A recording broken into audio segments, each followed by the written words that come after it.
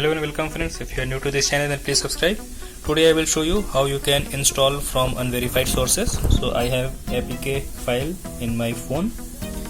So click on the file manager and go to applications. Here you see list of the applications in my phone. So I want to install some of the. So I want to install one app. And it is asking the permission to install from unknown sources. So going to settings,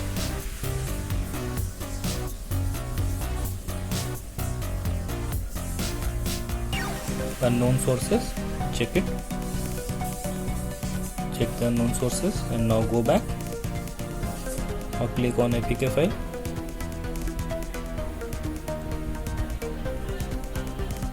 install.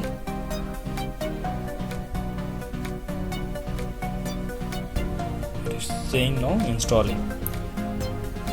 So once it failed, and when I gave permission to install from unknown sources, it started installing it. Wait for 2 seconds. Now it says app installed. So you can open it and log into that. Thanks for watching. Please subscribe. Thank you.